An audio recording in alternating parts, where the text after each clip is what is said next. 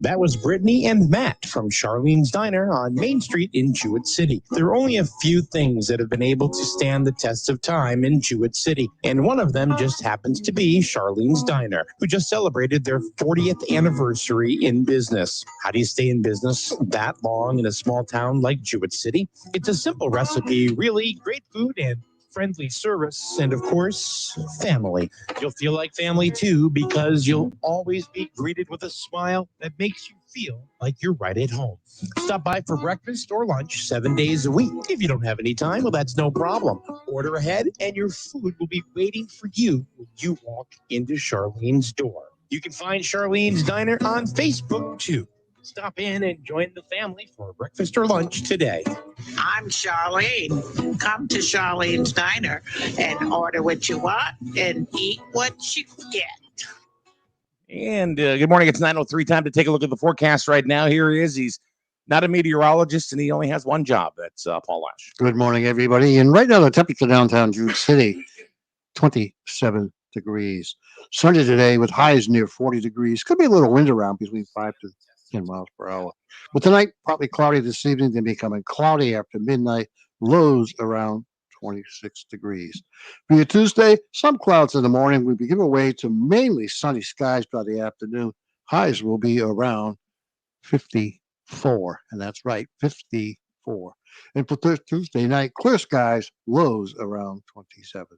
And that's your weather from SNSN on this Monday, 03/08/2021. All right. Thank you very much, Paul Ash. You do that one job very well. I can read well. One job. I can read. It's funny because every time you come in here in the morning, it's like, hey, I'm already do the weather. You start scurrying. Oh my God. It's like you didn't know what was coming. Yeah, I know. That was good. All right. Very important show this morning. At least I believe so, and I hope you will as well. We have a couple of guests this morning. I think we're waiting for one more that hasn't popped in yet. We're going to be talking to some folks from an organization called Back the Blue, Southeastern Connecticut. Back the Blue. And we're going to learn all about it this morning and what it is, what they do, and how they do it. Okay. And it's all about our local men and women that dress up in the blue. Police officers every single day because they're out there. What if they wear gray? I don't know. Then so is that blue gray? I don't know. I don't want to kid. So it all started for me, my appreciation of police officers back, and I was telling you, is my uncle Bob, a detective. Well, he's retired now, a 30-year veteran of the Cranston Police Department. And I thought he was the bee's knees, man. That's one of the help you out there. Bee's knees, something you'd understand. Yeah, okay. But I always thought he was the shit. Put it that way. Okay. And he always had great stories, and he had that I don't know. You could tell. He was a protector. Yeah, he was. That's just who he was, and I think that's a lot of things that police officers have mostly. So no, never had police officers in our family. Huh? We never did. Okay. We may have been stopped by them, but we never were part of the family. All right. So now I'm let's see. I got to go ahead and we're Gage Griffin from Plainfield is looking for the link. I just told him I sent it to his email. Anyway, we have Maria Knott here this morning. We're going to introduce her first. Give you a little bit of background on Maria. Back the Blue, Southeastern Connecticut, started last August. She's a mom of a police officer who lives and works in Sacramento. That's, I believe, your son, correct? Not you. No, okay. Not me. It's my son. Okay. When the riots and the burning of Sacramento was happening in June and July, it was live streamed, and she watched in horror. She said, "Sure, I could not believe what I was witnessing. The police were being ambushed, attacked, and outnumbered. There was nothing peaceful about these riots at all. I watched as my own son's team had to retreat while they were being ambushed by these thugs." So, Maria, tell us about that situation that day, exactly if you don't mind reliving it a little bit and tell me, what you were feeling. So it's actually a couple days. Actually, I'm going to take these out. Can you hear me okay? Yeah, but there's some feedback. There is? Okay. I'll put these back in then. No, I think it's a little better now. It's okay? Okay. Yeah, you're good. So actually, Chris is my son's cousin. They're cousins. I don't know if you knew that. Okay. But anyway, so it was actually a couple days. It was before the National Guard was deployed out to Sacramento. And there were several, I actually got banned from several news stations that were on the ground. Live Why? stream. Why did you get banned? I got banned because I was pro-police and I was trying to bring awareness to, like, why is this happening? Why isn't anybody stopping this? And why is the news stations allowing this? And they're broadcasting it and making it sound like it's okay that this is happening. And of course, I got a lot of, a lot of people just hating on me, but Sure. I couldn't believe the feedback that I was getting from people, and I got banned from a couple news stations permanently from out in that area because I was trying to say, this isn't right. This shouldn't be happening. And, they're trying to make it sound like it's a peaceful protest, but there was nothing peaceful about anything that was happening at all out there. Yeah. So, yeah. So that's what started back to That's what started all of this. That's what started all of this. And then, of course, it started happening around here, nothing to the extent that we saw out there or in other cities. But we started seeing just the hate that was coming out toward our law enforcement, and these riots and rallies or whatever you want to call them. But then they're marking on the police officer vehicles, and just in my town, and people were bringing their kids, and they wrote all these obscene messages in front of the police department. And I was just appalled that this was happening.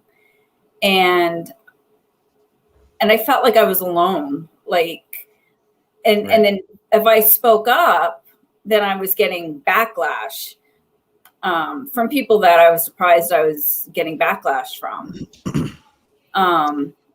But then slowly, the more I spoke up, I realized there were a lot more people who thought like me than the other way. But people were afraid to speak up. And so I refused to stay silent. So that's how it started. So that's how Back to Blue Southeastern Connecticut started. That's how that's how it started. We started small in the community, and started doing some things for our local police department. And then it was people were like, we need more. We want to do more. So we did a ride, and we started in Ledyard, and we drove all through New London County. And we hit we went through 5 police departments and 2 of the fire departments. And that's how it started. And then we did 2 additional rides after that, just to show that, there's support out there, and these guys and women, they're not alone. Bring in Officer Chris Knott from the Norwich Police Department. Chris is a 9-year patrolman of the police with the Norwich Police, and he's also a member of the Crisis Intervention Team. Chris, good morning. Thanks for joining us. Thanks for having me on, Mike. I appreciate it. So if you could give me an idea, what is crisis intervention? What is it that you do as part of that team? So I am a part of the crisis intervention team, which in short we call CIT. And I'm also a part of the crisis negotiation team as well. So anytime somebody is going through a mental health crisis, there are several. I mean, I think a majority of our police department is certified in crisis intervention. But basically, anytime somebody's in a mental health crisis, we are trained basically to use certain words and to listen and to use active listening skills in order to help that person get through whatever they're going through at that time. We work with the Department of Mental Health and several different agencies, social workers that will actually come out to the scene or wherever we are to help them, whether it's to get to a hospital or to basically talk to them and just get them to calm down a little bit and just realize that everything's okay. But yeah, no, I'm also fortunate to be a part of the negotiation team as well. So anytime, we have a barricaded suspect or a subject, I should say, it doesn't always have to be somebody that's in trouble. It could just be somebody that's barricaded themselves due to the fact that they are feeling suicidal or they're going through some sort of distress in their life. My job is to help get that person to come out peacefully or to at least communicate with us so that we can have a peaceful resolution to the issue. And I'll tell you that is incredibly important. I mean I can really just even speak to my own family right now. There's a member of my family, which Paul you're aware of, that is going through a situation just as you have described, and there's a police officer that is a part of that team that is taking part in an active investigation, and it's amazing what this officer is doing. And this person is young, and you find out, and now they're having a very good experience with this police officer, not thinking, okay, police officers are here to hurt me, to scare me, or whatever. She doesn't have that. Doesn't have that at all. And it's all because of like a team like that you're on, Chris. So if anybody can appreciate that, just hand it to me. And I'm sure there are many other people that can tell that story.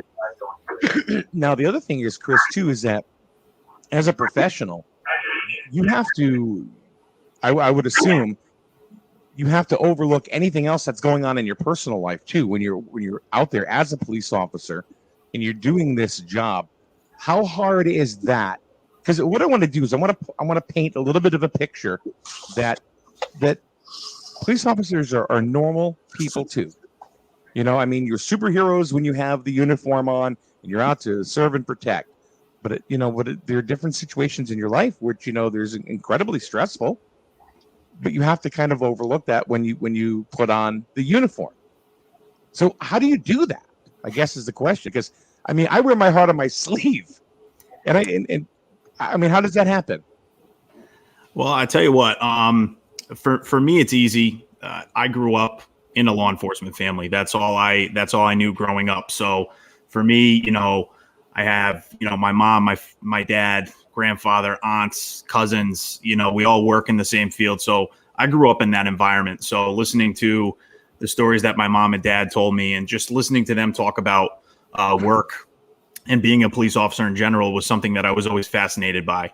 And as far as putting aside certain things, I think, a lot of people want to be a police officer or they feel like they can be a good police officer. But one of the things that people need to realize is you have to be able to, especially when you're on the road or you're out in the street dealing with a situation, you have to be able to just turn off what you need to turn off and focus on the task at hand. So for me, whatever I have going on in my personal life, whether it's a ill family member or something's not going on at home, or, my son is giving my wife a hard time and she's stressing out at home, I have to be able to put that aside and deal with the task at hand. And sometimes it's not easy. Gage, I'm sure can relate to, being at work when sometimes you don't really want to be there.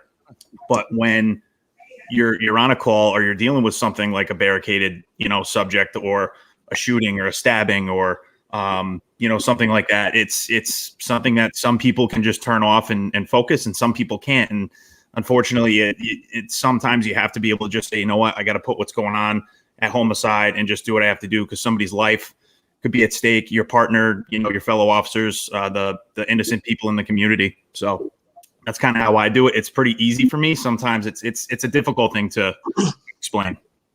Now, is it, as you say that it's pretty easy for you, but was it easy when you first started as a patrolman, or is it something that was more of a learned behavior?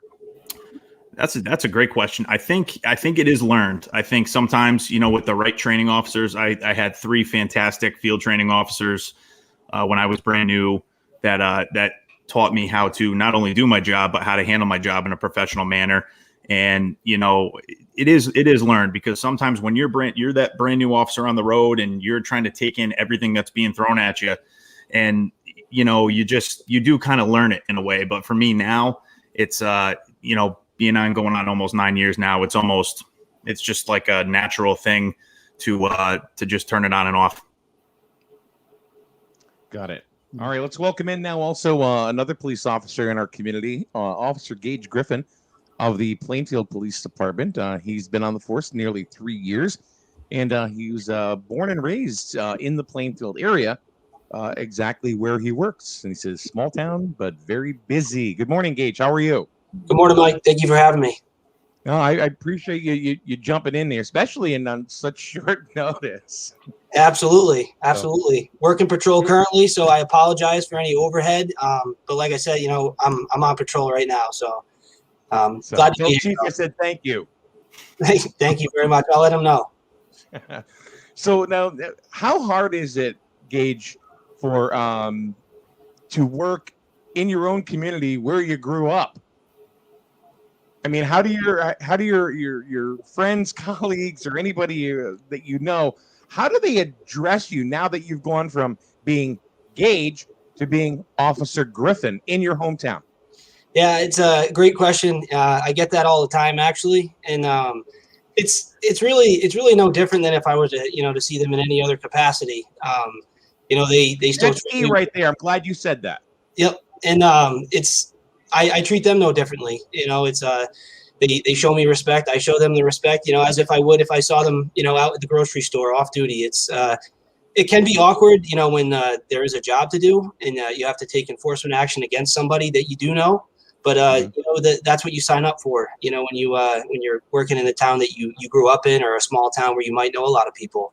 Unfortunately, things like that happen, and it is what it is. And I don't think anybody is taking it personally.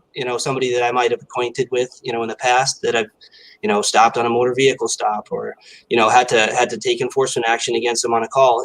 They understand I'm just doing my job, and Right. It's unfortunate, but it happens. And it's one of those things. I really haven't had a problem with it. Now let's get back to you, Maria. Give us an idea of, as a mom, for let's put aside Back the Blue. Okay. You're just a mom, and you have a son that is a police officer, and you kind of described it already, with the events in Sacramento during a riot. Yeah. Tell us what it is like as a mom, if best you can, the mother of a police officer, whether they're in good times or bad times. What is it you go through? Well, first and foremost, I'm really proud of him. And I mean, it's something, it's in the blood. And so I'm really happy for him. And I wouldn't want him to change his career choice at all. It's Back the Blue doing this has actually been a game changer for me, because watching what happened and what was going on out there. I mean, I had so much anxiety and so much worry. It got to the point where he wouldn't tell me what was really going on. But of course, as a mom, you just kind of have this instinct. You just know things are bad, and you're going to find out anyway. So I've been able to kind of take all of that anxiety and worry and be able to pour it into something positive. So that's what I've been able to do. I mean, yes, I still worry as a mom, and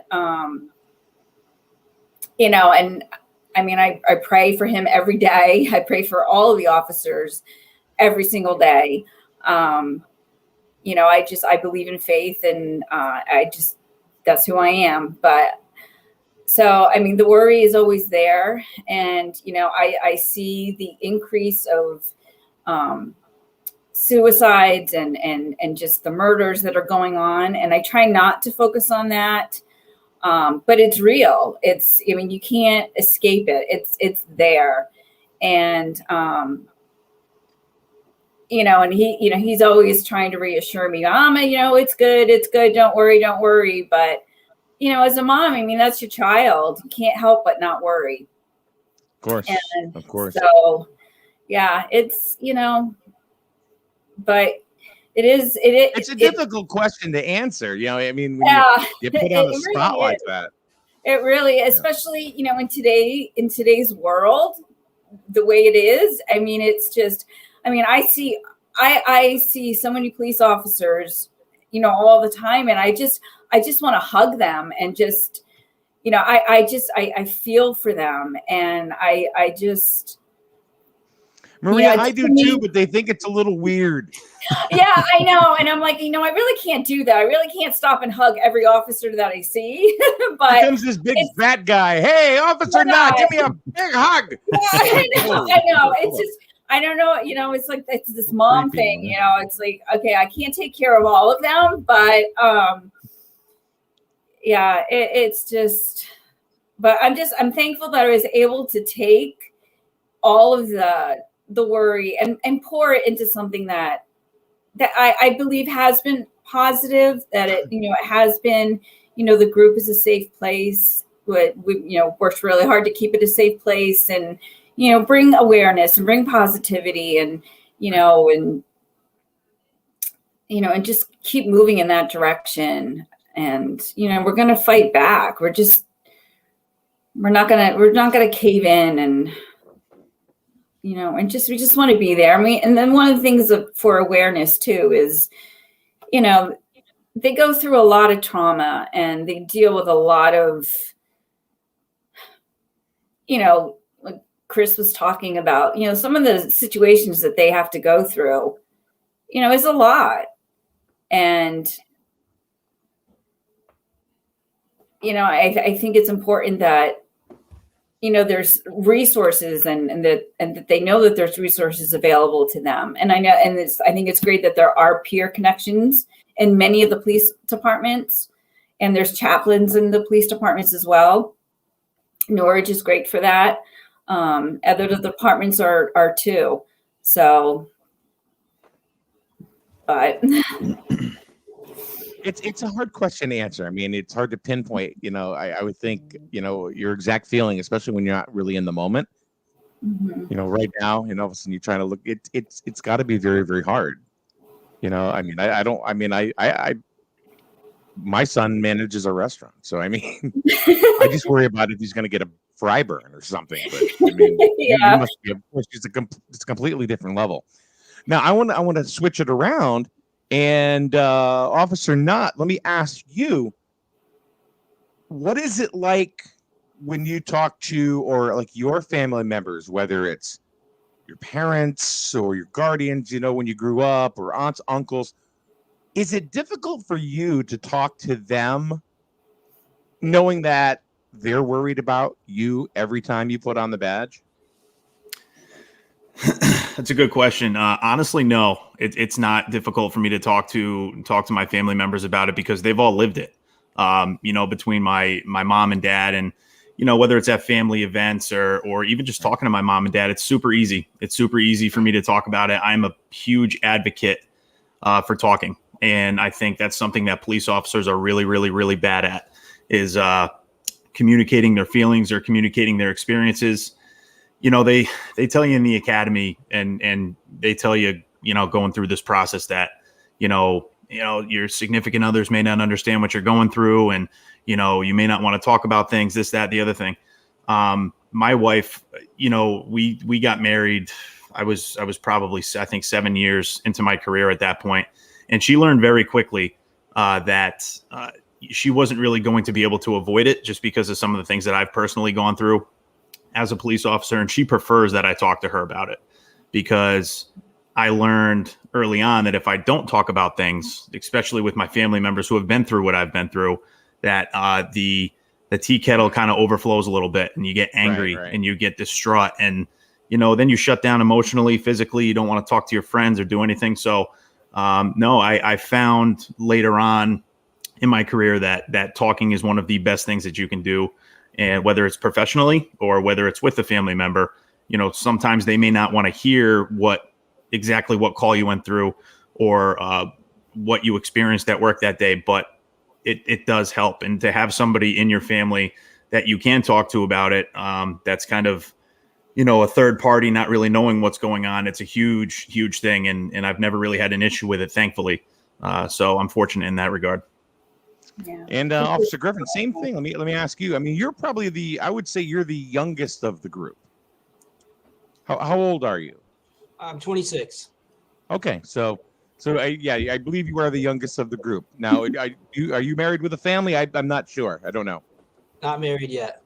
Okay, all right. So what's it like with you? You know, being a single guy. You know, talking to. I don't know how close you are or not with your family or anything like that, but there's got to be somebody that you have a touchstone that you go to and you talk about, you know, whether it's work situations or how it's affecting you.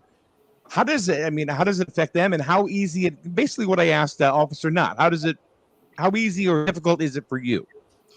You know, once again, great question. And so my girlfriend's father is actually in law enforcement. So he's a great resource for me. And, you know, if I want to ever bounce something off of him, you know, he's the guy I go and talk to. And, you know, I have other family members I actually work with here at Plainfield. And, you know, they're always a great resource to go to. And because we've all experienced similar things at one point or another in our career. And, you know, if it's something that might be new to me, a new experience to me, I'm sure one of them, you know, when I talk to them, they've gone through something similar, or they know somebody who's gone through something similar, and they can kind of help you, you know, get through that, you know, because some of the stuff we see is not normal. And, you know, it's, you can't go like, I don't like to go to my mom with certain things, because for her, she worries enough about me, you know, and, you know, I'll be talking to my dad about something and she'll overhear it, and she's like, you can't be telling me stories like this.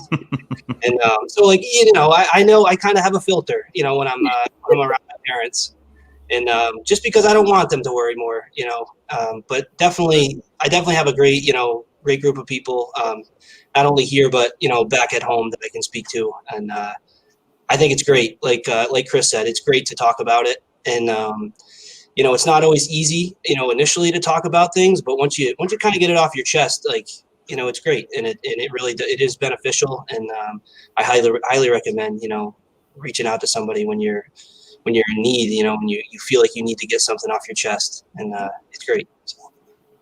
Now, have we met before? And I don't mean during a traffic stop or anything like that, but were you the officer that was at our event last year in Plainfield? Was it you? Where was this at? Huh? Was the Battle of the Bands? Huh? Battle of the Bands? Yeah. Was that you that was there? Because we had a very it was a young gentleman that came in that was who was doing like law enforcement for our event at it was right by Plainfield Town Hall. I don't believe I was there. It could have been we have another younger guy, Officer Ryan Burrill, with the K9. I don't know. We fed him lots of hot dogs. That's all I know. Lots of hot dogs. So he was cool with that too. Yeah. The only reason I said that is because you said your fiance. He brought his fiance too, so we were just hanging out. I wanted to put him in the dunk booth, but he had nothing. He wanted no part of that. No part of that at all. So those are great stories, guys. You know, about how you handle, you know, and deal with these types of situations. Now, Maria, let me ask you: do you have law enforcement come to you privately, perhaps, and say, I do. I need help. How do I get help? Mm-hmm. And what do you tell them? Whatever you can tell us publicly, Hmm. And how does it work? So I do. I have, since the group started, I've had quite a few officers private message me and just kind of thanking me for starting the group, because the general consensus is that they have felt alone and that they have felt unseen, which is really heartbreaking to hear. And this is, I mean, I'm talking about all of Southeastern Connecticut that I've received messages from. And I've also received messages from those who just want to give up and they don't want to do the job anymore. So I listen and I let them talk. And then, you know, I kind of gauge kind of where they're at emotionally. If I feel like, you know, do they need additional help? Do they need, you know, where they're at? And that's your background. You're in crisis intervention, right? Yeah. Yes, it is. So, and it's usually they just need someone that's listening to them. And but within the group, we do put out resources, and we do have counselors within the group available as well, that I could connect them with. So, but it's usually they just want to be heard. They want to be seen. They want to know that that they're appreciated. And but yeah, it's sad. It's really been sad that they're out there and they feel this way. One of my best friends in this whole world, and I love her to death. She's a police officer, and we get together socially quite often.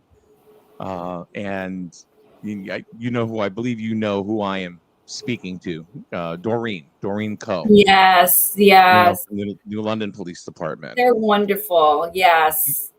And she's, I mean, her and Lisa and I, of course, you know, we went to school together, and then I got to meet Doreen. Doreen talks about certain situations. She's very professional about it. She doesn't cross that line or whatever, but she sat and talked about stories, you know, and you can tell it's hurting.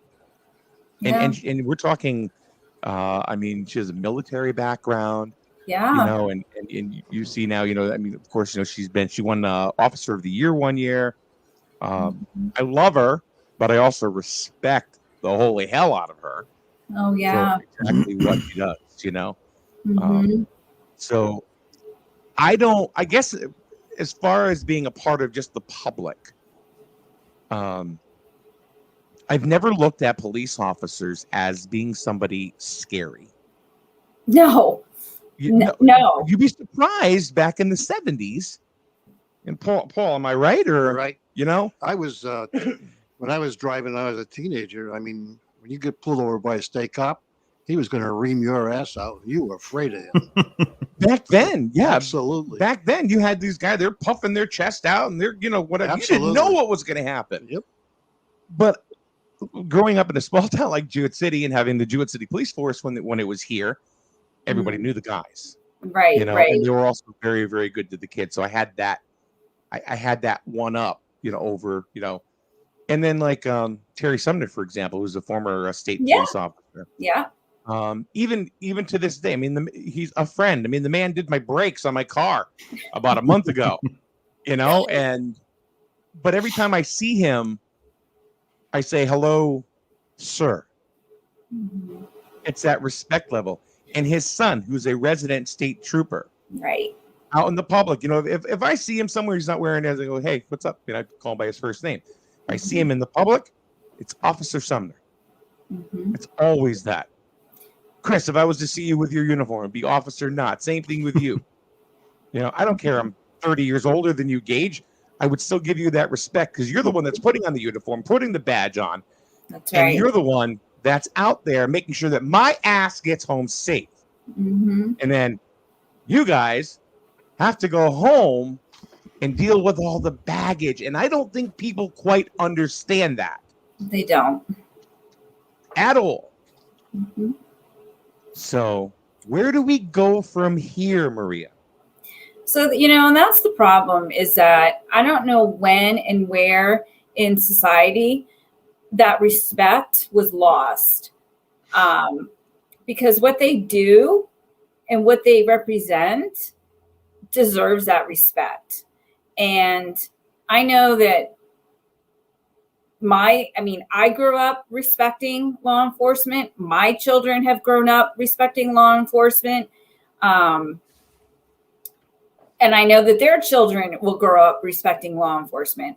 So I don't know if it's a family, has something to do with in the family, the way they're brought up, respect. And it's not even so much of as a fear, but it's respect and honor. And I don't know where that was broken, and that needs to be reestablished. And because they deserve that. I mean, it's just like, I look at them as, a military person. I mean, they're defending our country, and law enforcement, they're defending, our community. Yeah. And keeping us safe, and they deserve that same respect. And, and then they're not receiving that from some of the population, and that has to change. Yeah. It has I can tell you, like, you talk about like family and stuff like that, and how people can relate to family members that are police officers and stuff like that. The way it was with me here in town, and Kristen, you know the guy, Smitty.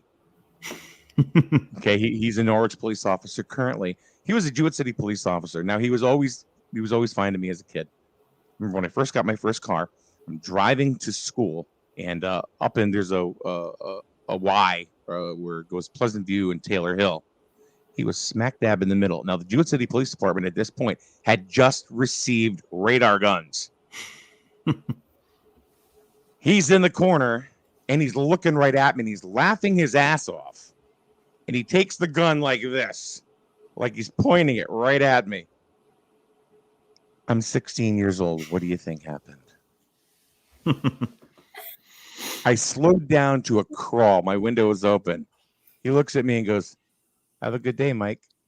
He just laughed at me. I saw him later on after school that day, but we talked about it. He said, I wasn't speeding or anything like that, but he said to me, he goes, "Yeah, we got these new things. They can tell when you're speeding. Do you know what happens when you speed?" And I said, "Yes, sir. You get in trouble." He goes, "No, you could get hurt." That's what he said to me. Mm-hmm. All right. That's 40 years ago. And I remember that today. Officer Griffin, have you had situations like that where you had to pull somebody over for traffic enforcement and they just weren't getting what you were saying? All the time. All the time. And, there's really, sometimes there's no way you could even possibly dumb it down further or try to explain it. I mean that, with all due respect. And it's like, okay, so funny. Sometimes you just don't get it. You got to just move on. Yeah. But definitely a story. And Officer Knott, what about you? Well, I'll tell you what, I will be honest with you. I don't like giving tickets. I don't. I think, if I'm going to pull you over for a motor vehicle violation, as long as it's not something egregious, like, I tell you one thing I will do. I will give you a ticket if you're blowing through a stop sign at a school bus. I will do that 100% because it happens all the time in Norwich because we have so many busy roads. But I don't like giving tickets out. I mean, I'm just as happy giving you a written warning or a verbal warning saying, "Hey, listen, slow down a little bit. Don't roll through that stop sign next time."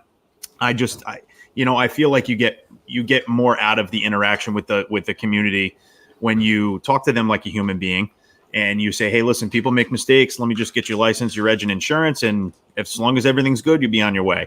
And I find that works out very well for the most part. But, you know, sometimes you are put in a situation where you have to give a ticket, and, you know, whether your registration is expired by 3 years, or, you know, you blow through a stop sign and you cause a traffic accident, something like that, you know, but I'm not big on tickets. I'm really not. And, you know, but sometimes, unfortunately, you just have to do it. Yeah. I agree with you. So you take more of an educational stance. You know, Yeah, you want to educate people on what they're doing, what they shouldn't be doing, and how to correct it. Right. I mean, and especially with the younger drivers too. So you have somebody that just gets their license, or somebody that, you know, is a new driver. And I mean, Gage can probably relate to this too. We have a lot of people coming in from different parts of the country and different, you know, from all over the world that, you know, they may be working at the casino, or they're doing something else around here locally, where they just get their license. They may be 40 years old, but just get their license, and they're learning how to drive. And we have a lot of people in the city of Norwich that have adult learners permits and things like that. So I would rather educate them and say, hey, listen, you know, this lane here, you can't go right on the red light. You can't go left here. You got the right of way here. That to me makes more sense than to just hammer somebody with a ticket all the time, because one, during COVID times, especially now, people can't afford to pay these tickets. And I know they're extending out, you know, infraction schedules and stuff like that, but it doesn't make sense to me. When people can't even afford to buy groceries, why are you going to give them a ticket? Like I said, unless it's something egregious or something that's just way out of line, I think that the educational approach is better in that aspect of it. I just put a question up on the board. This is much respect to all of the police. My question would be, is there an understanding with the outrage from Black Lives Matter? And is there a way that there could be a meeting in the middle where both parties could understand each other? Whoever wants to take that question.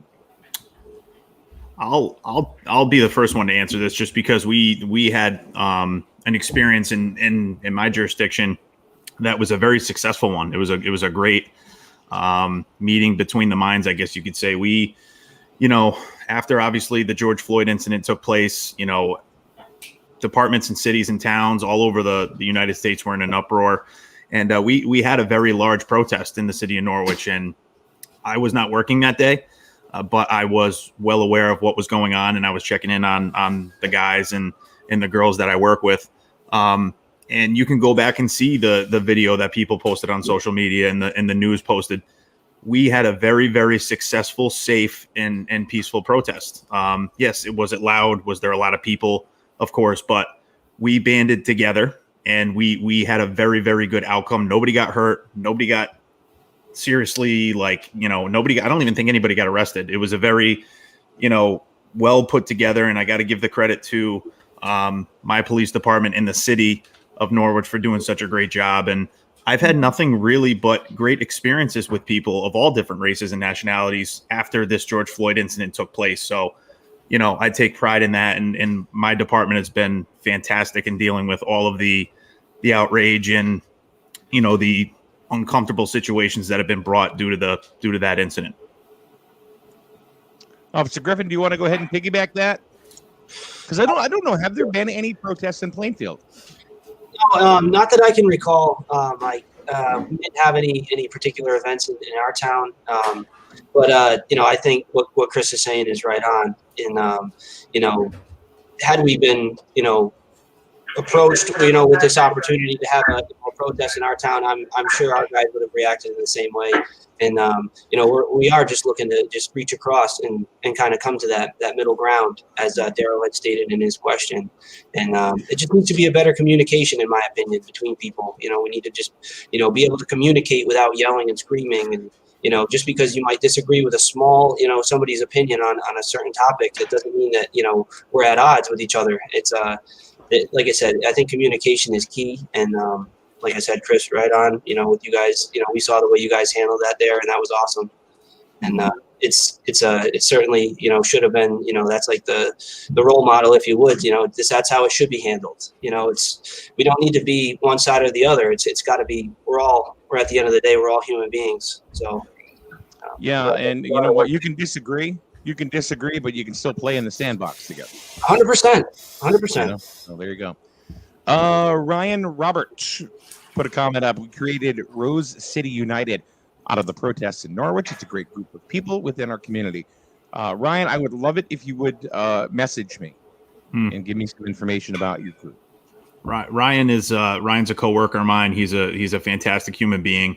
He is a part of the Norwich PD Community Policing Unit. So Ryan, Sergeant Rankin, Officer McKinney, Officer Santiago. There's several others that are a part of the community policing unit there. They do a fantastic job. They do Coffee with a Cop, the Rose City United group. So they're talking with people within the community of all different races, nationalities, backgrounds, and listening to their concerns and actually talking about it in person in a civil, very peaceful environment. And they're doing a fantastic job with that. Ryan I'm sure would love to come on and talk with you about that. He's a great guy. Great. Yeah, can I just add on to that? I've witnessed the work that Ryan and has done. I work in Norwich, and it's outstanding. I mean, just the way they've been able to just collaborate with everybody, and you can see the fruit from it all. It's really remarkable. Maria, I want to talk to you and ask you about something you're putting together, or had been putting together, or what's currently out there now. I'm going to just read an excerpt from your email that you sent to me. Currently, I got involved with Kat Goulart and Kathleen Mitchell from New London when I reached out for help to repeal the decision made by the council to repeal the amount of law enforcement in New London and move towards defunding them. A petition is now out there to be signed by registered New London voters, which will force this to a referendum. Can you speak on this for a little bit, please? Yes. So I became aware of there's a council in New London that was put together after some of the protests that they had over the summer to review the police, basically. So I became aware of a vote that took place within this council, and I think I said it was 6-1, but it was 5-1. 5 who were against, and 5 who were for, and again I'm getting this all screwed up. Anyway, it was 5-1 that to New London has never been brought up to, they're supposed to have 80 police officers. And that was supposed to be back in like 2007, I believe. And it has never happened. So this council wants to reduce the amount of law enforcement that New London already has, but they've never been brought up to the amount that they're supposed to have. So this council voted that, and this is just the first step in defunding the New London Police Department. Now, New London is a city, it's a central hub. We've got the train station, we've got the bus department, we've got, the ferries, everything happens in New London. It's a port city. I mean, there's everything comes and goes through there, really. Exactly. So reducing the number of police in that department is, it's just ludicrous. So this was the first step. Now it wasn't voted properly. It was supposed to, I guess it was supposed to have like 3 different votes. So anyway, I reached out to Kat Goulart and Kathleen Mitchell, and we all kind of, talked, and Kat started, and she got this petition together. So we need to get 400 New London voters, registered voters, to sign this petition. And once this petition is signed, then this is going to force that vote to go into referendum, which means that everyone that is registered in New London has an opportunity to review this and vote on it. Not just 5 people sitting on a council who are, they're against the police. So we can't have people who are against the police making decisions regarding the police department in London. So that's what we're working on right now.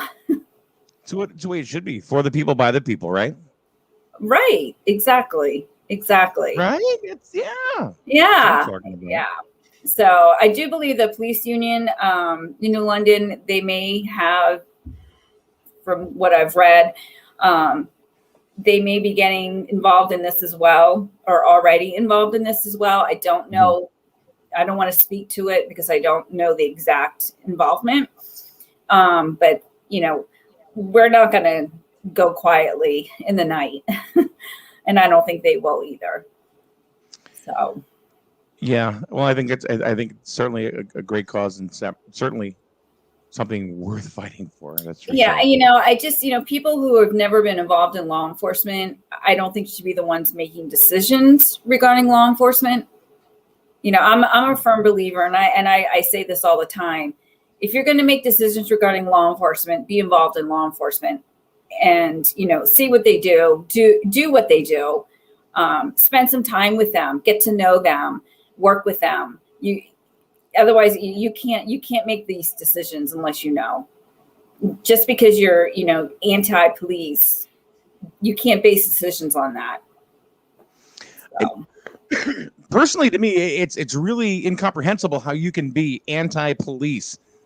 For example, I've heard stories before where a police officer will go ahead and report to an accident, and they are not on duty. They are in civilian clothes, and there's somebody that's hurt, maybe even close to death in their vehicle. And then the person in the car actually would get upset because you're not on duty. Is that the most ridiculous thing, that you've ever heard? Mm-hmm. They stopped to help. Why would you want to? It's not an 8-hour per day It's job. not. It's 24/7, is it not? It's not. I'm not a police officer. I'll let the guys talk about this, but I just know. It's who you are. It's not just the uniform. It's who you are. But I'll let the guys take that. Yeah, gentlemen, go for it. You're off duty and you see something. Yeah, no, I would have to say I 100%, I agree with you. When you take that, you swear that oath, you're a police officer 24/7. And, I've never seen anything off duty where I've had to respond to it. Not yet, but I'm always prepared for it. I always make sure, I have my shield on me and, my firearm, just in case, because you never know in this day and age when you're going to need to act. And, I feel personally responsible, if I was to see something like that is my job. It doesn't matter where I am. And I would say the majority of the guys I work with feel the same way. Officer Knott? Yeah, no, Gage said it 100%. I would feel, especially leaving the house these days. When did we ever think that going to the mall or going to the grocery store could turn into, whether it's an active shooter situation or some sort of serious issue that happens? And, you don't think about that unless you've either one, experienced it, or two, you are a police officer or have family. I don't leave the house without my gear that I carry with me. Everybody that I work with, I don't think there's one person that I work with, even in my department or anywhere else, that would not intervene if something was going on. There's just this, when you've been on the job long enough and you realize, okay, this is, and like Maria said, it's not just a job. It's not just a job. It's a lifestyle. And, my wife understands it. My family, my friends understand it. And, the fact that we would be willing, one, to go risk our lives to protect somebody we don't know, whether it's on duty or off duty, says a lot about the character of not just me, obviously, but many of all the officers out there. And I think that there are some, and this is the issue, there are some police officers out there that are what we call bad apples. There are sometimes not good officers out there. And this kind of reverts back to the last topic, but some officers may not act. They may not act. Chris, you know what? There are bad apples that work at Home Depot. Sure. Right. Doesn't matter where you work. You're going to be bad apples somewhere. Right. I mean, yeah. So, I mean, there's going to be some officers that aren't going to intervene off duty because one, they're either afraid of the repercussions or, whatever. But I can tell you for a fact that all of the people that I work with and that I know would react to something off duty. So it's one of those things that we always are hyper vigilant, and sometimes that's a bad thing. I mean, being hyper vigilant all the time is not a good thing for the brain, but for the most part, we're always very well aware of what's going on outside of work. Now, there are a million other subjects we can get into this morning, but I think that we should probably leave it at this for now. And, Maria, I certainly want to do more and more of these. How do you feel about that? Oh, it'd be great. This is wonderful. Thank you so much for having me. Quick question that's up on the board. Can the general public take a ride along? The gentleman, if you want to answer that, I would think that would be department to department policy. I don't know. As far as I know, Justin, I know Justin very well. He actually follows the sports podcast that I do. Do Not Sports. Which I want to talk about in a minute, actually. No, that's fine. Yeah. Justin's a great guy. He's awesome. So at the Norwich Police Department, we used to do ride-alongs. You have to fill out a form and, all this liability stuff. But I think for the most part, we are leaving it to people who are currently in the hiring process or have gotten past a certain point of the hiring process. Just because of the liability these days, it's just one of those things that, I would believe that our department would love to do more, but with all the lawsuits and all the changes that are happening in law enforcement today, I know it's kind of a tough thing to get the administration to sign off on. But I'm sure there's other departments locally that do them. But I know our department, there are specific guidelines that you have to follow, and certain criteria you have to have in order to do one. Is that the same thing with Plainfield? I would say so. You need to have, from what, as far as I'm concerned, like a legitimate interest in becoming a law enforcement officer, or like an intern, something like that. Or, if you're a dispatcher here and you're interested in going into the process to become an officer, certainly, we're all about it. I've done numerous ride-alongs with people. But yeah, no, it's definitely, it's a lot of liability for sure. It's, you're right there, in the mix with, when we're at every call. So I don't think, most people, I don't think they realize that, there's no pause button. If something, if it hits the fan, there's no pause button, and you're there. So you need to be, you need to expect that. And, but it's great. I went on a couple ride-alongs before I became a police officer. So if you are interested in law enforcement, definitely do a ride-along. And do multiple ride-alongs in different jurisdictions. It'll open your eyes. So just before we go ahead and finish up for today, one of the things that I wanted to get across is, of course, that you're not just somebody who wears a badge. You're not somebody who just, you're just not somebody that's out there in a blue uniform.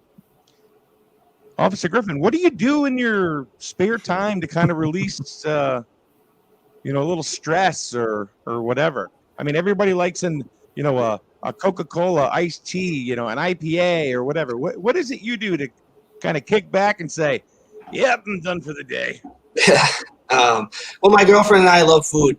We like trying new restaurants, and we love cooking. So that's something that we do together often, and we're always trying to cook something new, or concoct a new brew, or we're always looking for different things like that. And I think we both unwind that way. So doing stuff around the house. Now, Officer Knott, I know you are part of a sports podcast and internet show called the Ray Bones and Nodder Show. So that's one way. Tell us about the show and how did you get involved? And does that help you kind of release stress, away from being, your police duties? Yeah. So I'll tell you what. So my brother-in-law, Ray, and I started the Ray Bones and Nodder Show. Do Not Sports is the logo and the name that we use for our sports podcast. We're having a lot of fun with it. We're on the Forward TV network that just launched in March. It's a blast. I mean, we literally started a sports podcast when COVID hit, so there were no sports going on. So that was kind of a risk in itself. We just kind of started doing it for fun. And it got to a point where people started to notice, and certain people reached out to us and said, hey, we're doing this. Would you like to be involved? And we said, sure. and hopefully looking to make it a career at some point. We're having a blast with it. And yeah, it's to your point, Mike, it's a huge stress reliever for me.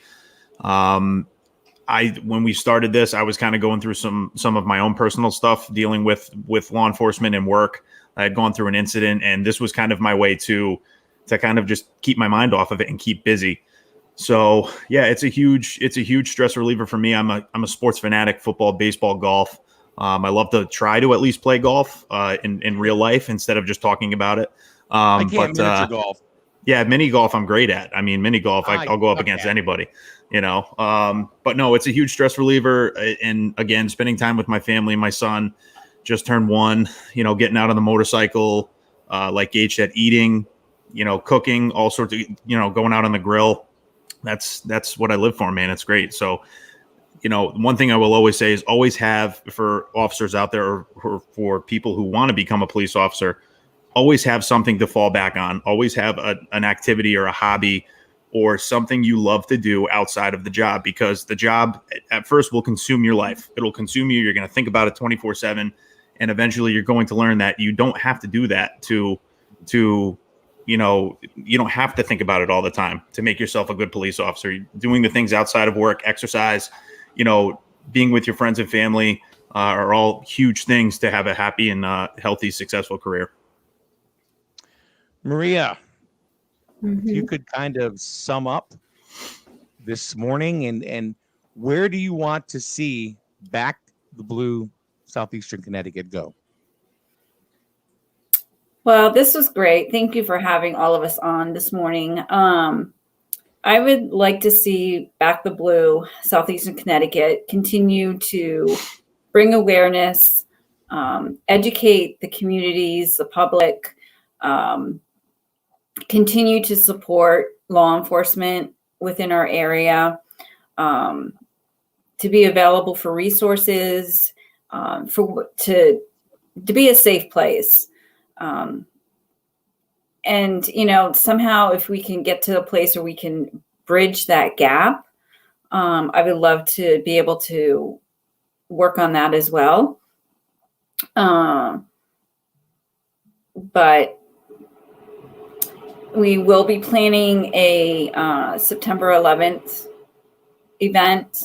So that's our next big thing that we're working on. There will be more, but we don't have anything scheduled right now. So September 11th will be it's the 20-year memorial. So we're going to honor that, and for all our first responders. So more Very details good. will be coming out on that. But yeah, so we just want to continue supporting. So thank you, Mike. I hope we can do this again. You know, I'd like to, you know, have additional officers come on, talk about their stories. Everybody is going to have a different story or stories on what happens in their job on a day-to-day basis. But I can always remember one thing, and I know it's a television show, and it was way back in the day. It was Adam 12 I used to watch, and then. But here's the biggest thing I got out of it. And this is kind of what I've learned this morning by talking to these officers as well, is they always had a screenshot of the badge and it said to protect and serve. And that is exactly the message that I personally have received from Officer Gage Griffin of the Plainfield Police Department and Officer Chris Knott of the Norwich Police Department, and of course, you, Maria, with Back the Blue Southeastern Connecticut. So, thank you for coming on. I really appreciate it. It was a great talk, and we need to do this again. It's a necessity. Yes, it is. Thank you. All right. Thank you very much, guys. Hopefully, we'll talk to you all soon. Thank you. Thanks, Bye, Mike. guys. Appreciate it. All right. Have a good rest of your day. Thank you. Thank you. All right, Paul, that is.